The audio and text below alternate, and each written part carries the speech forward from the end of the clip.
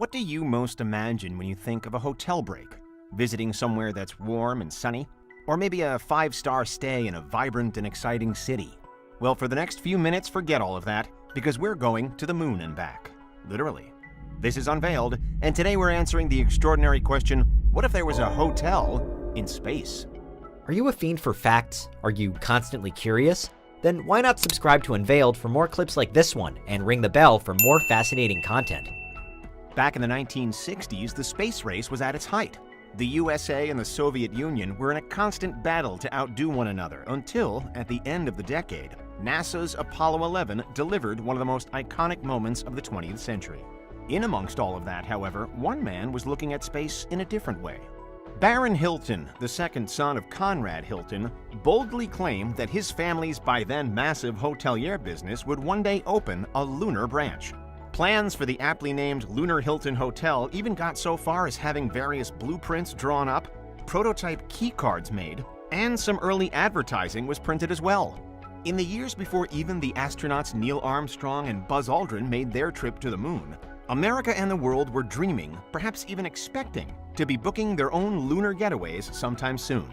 Fast forward to 2021, and unfortunately, no such thing has happened.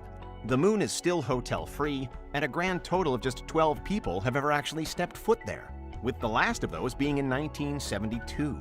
Conrad Hilton's cosmic vision didn't just go unrealized, it never got off the ground. But today, there's a growing feeling that history could be repeating itself. There's a significantly renewed interest in space travel in general. NASA has the Artemis program, promising to return us to the moon, while there's a growing number of private and publicly funded space initiatives taking shape all over the world. And yes, there are fresh talks about opening a hotel in space. The Voyager Station is a new concept space hotel like nothing seen before. The plans for it come from the Gateway Foundation, a big thinking group of scientists, engineers, and former NASA employees. In 2018, Gateway founded the Orbital Assembly Corporation to put its big ideas into action, with Orbital Assembly styling itself as the world's first large-scale space construction company. And if Voyager Station is ever completed, then it really will be large-scale.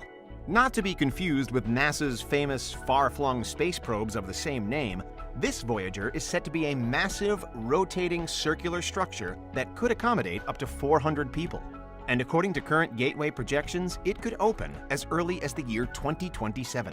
The plan is for it to speed through space around 300 miles above the surface of the Earth, completing a lap of the planet every 90 minutes. And because it's constantly rotating, one of its major selling points to would-be visitors is that it will have gravity. Where other hotels promise room service and a sea view, this one begins its sales pitch with the bold claim that it will be able to keep its guests' feet on the ground. Of course, it's not as though you'd be without an ocean vista. Gaze out of the windows on Voyager Station and you might well see an entire ocean laid out before you. The views of Earth that Voyager will provide will undoubtedly be one of its biggest draws. Imagine witnessing whole continents pass you by, all in the time it takes to eat breakfast. Those behind Voyager claim that it will set itself apart from other proposed space tourist destinations in other ways as well, though. There's a reported emphasis on comfort, as the project moves away from the traditionally shiny, sterile, somewhat bleak look of a life in space. Everyday necessities like showers, toilets, and sleeping arrangements will all work as close as possible to how they do on Earth. And if guests did ever need something other than panoramic views of our planet to keep them entertained, it's said that Voyager will have a cinema, gym, a spa, restaurants, and various other leisure options. Boredom, it seems, won't be an issue. So let's now imagine that it is the year 2027 and Voyager Station has been built. It's busily welcoming its first guests for a truly out-of-this-world experience. And perhaps other space hotels are being assembled to provide some competition in this emerging hospitality market. People on Earth are being told they can now see the stars and send a postcard. So what would it be like if you were one of them? First of all, you'd probably have to be rich. There has been no official word so far on how much a stay on Voyager Station could set you back, but based on the small amount of space tourism that we've already seen in recent years, it's a trip which could cost millions of dollars per person. The plus side is that space tourism could well become more affordable quite quickly, if and when the first versions of it prove a success. Everyone from Elon Musk to Jeff Bezos is reportedly working on ways to bring space travel to as many people as possible, with a hope that in the future it won't be an exclusive pursuit, but a common one. That said, running and maintaining a hotel in space is never going to be cheap, so there will always be a hefty premium to pay for anyone hoping to travel beyond Earth's atmosphere. And how exactly would that journey play out? At the start of a more conventional vacation, you might head to the airport. But now, we'd need something more. We'd need spaceports, purpose-built travel facilities that swap traditional runways for mass-use launch pads. Typically, launch sites work best the closer to the equator they are. This allows them to make full use of Earth's rotation speed when soaring to escape velocity. So in a future world where space tourism is all the rage, we can expect the equator to be particularly packed with spaceports. As for the journey time once you're inside the rocket, taking the International Space Station as being an average distance away from Earth for space hotels too, the trip should take between 24 and 72 hours. Once inside or on board your space hotel, the experience is usually imagined as being much like a cruise ship. With nothing but a vast sea of open space all around you, there's nowhere other than the hotel for guests to explore. Except here, you can't even open a window to get some fresh air, for obvious reasons. Perhaps then this wouldn't be a relaxing stay for anyone suffering from claustrophobia. And more generally, cosmic cabin fever could become a problem.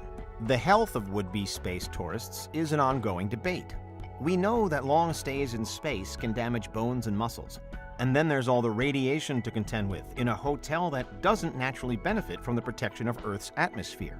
The good news is that for a short stay of a week or two, the effects of these shouldn't be a concern.